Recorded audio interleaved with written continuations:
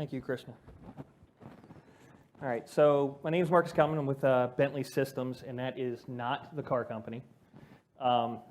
We write design engineering software. Our software is used for everything from structural analysis, civil design, let's see here, document management of those systems. We've been working in Azure since about 2011. I've had the opportunity to implement the same product probably 3 times in my life, the latest being this 3rd generation. The reason that we were looking at a new solution was I work on our licensing and our usage tracking system. Bentley has been doing a subscription service for a couple decades now. Our customers are billed off of the amount of concurrent machines that they're running.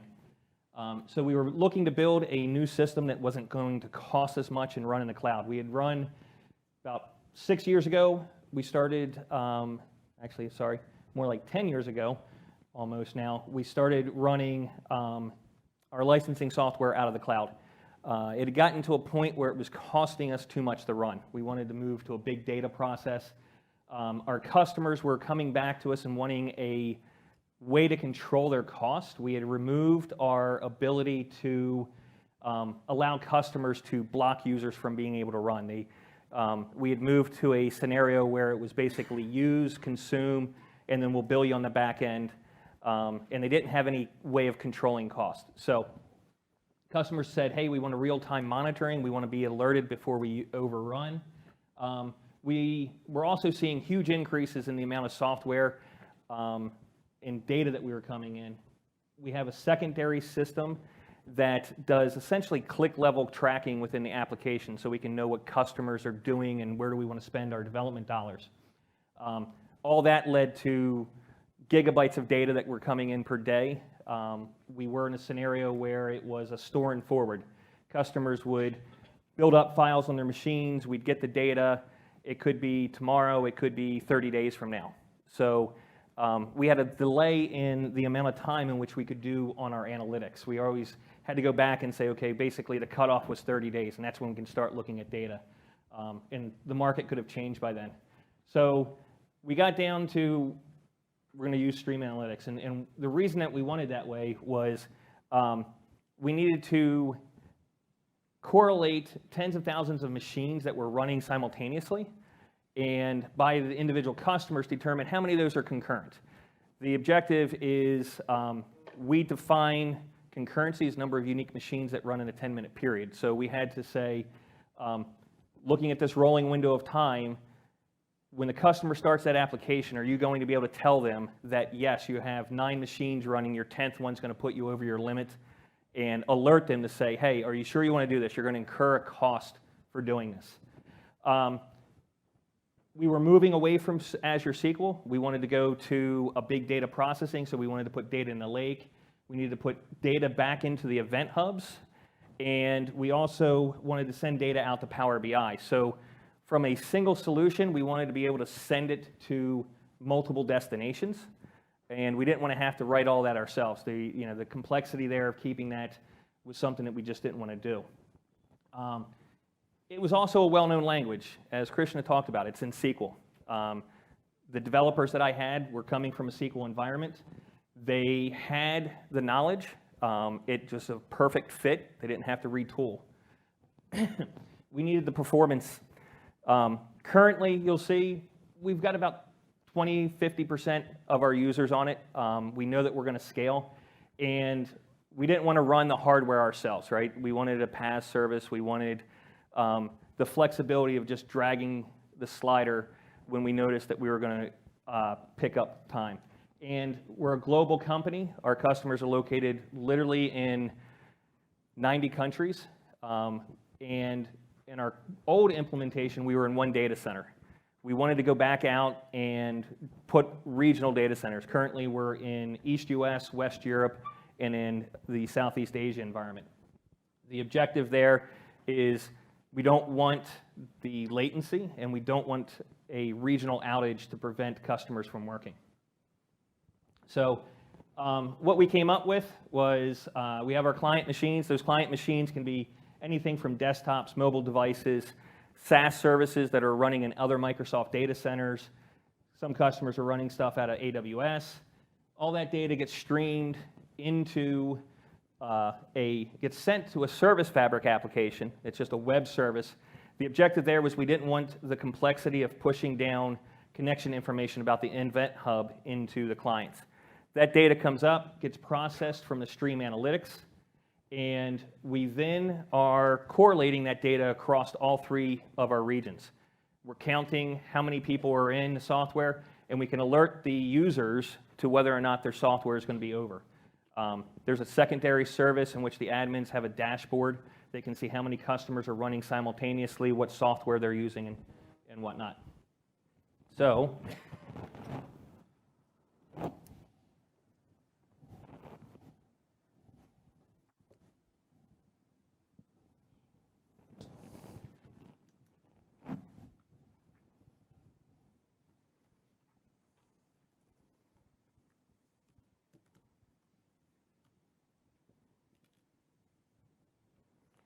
okay, so as I said, we're listed in 3 different regions: East US, Southeast Asia, and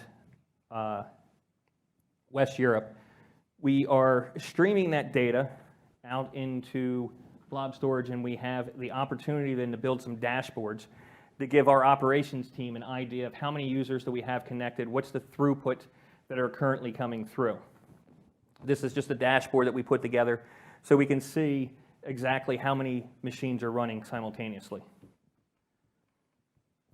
We have Traffic Manager, which sits out front and routes everybody.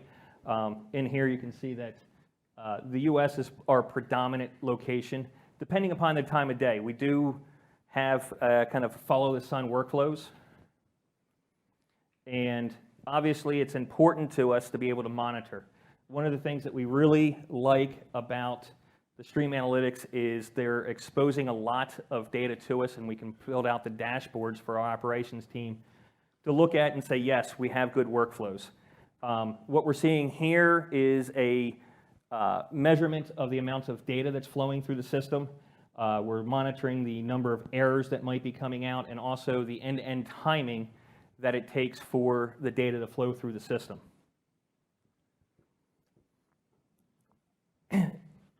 Currently, we have 4 Stream Analytics jobs that run in 3 different regions, so total of 12 Stream Analytics jobs. Another thing that we can do with their job diagram is, in this particular case, this is our cold path. So in addition to doing the alerting, we have to write all the data to the data lake. We ingest the data into the event hub, and then based off of characteristics of that data, we're writing it out to blob storage. This flow allows us to come in and monitor the data flowing through the system and validate that our information is landing where we particularly need it.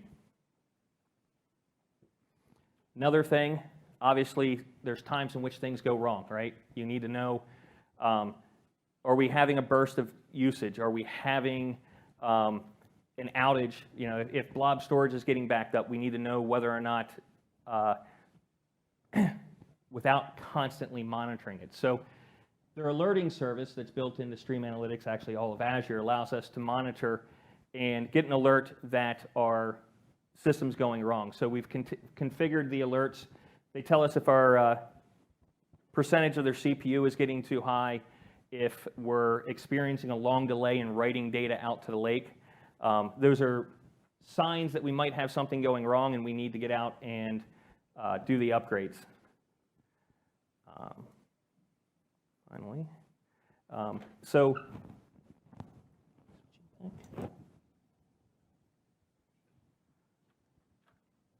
what's the business value that we've gotten out of this? Our customers are happier. We had, customers were literally threatening to leave if we didn't provide a alerting service for them. So customers now have the control. They can put we won't let them block, but we'll at least know that they can make that decision of whether or not they're going to incur a cost. Our development was literally, it took us probably 2 weeks to get something up and working in production. and then we've been refining it from there. We spent more time working on other sides of the project, such as the service fabric. The ingestion side was probably a 2 to 3 day workflow. And we've got proven scalability out of this. As I said, we've kind of on a slow ramp up, and we've been able to monitor it and slowly increment the amount of data that we're ingesting. For 2 years, we've been out there running. We've had literally 0 problems. And I attribute that to the team. There were some minor hiccups as we went through, but the support side of this has been incredible, right? If you have a problem, they just jump on it and they want to make everything work with you.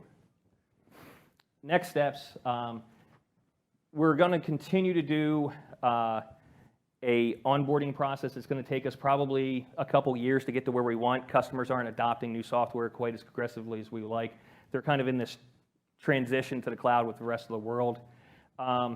We're going to change our system to write to Parquet instead of CSV files, and that has a lot to do with our back-end processing systems. We've changed the technology that we've done there. And we're looking at, we're actually greatly anticipating a capability of dynamic scaling so that we don't have to monitor the system quite as close. We'd like to get to the point where it just upgrades on ourselves.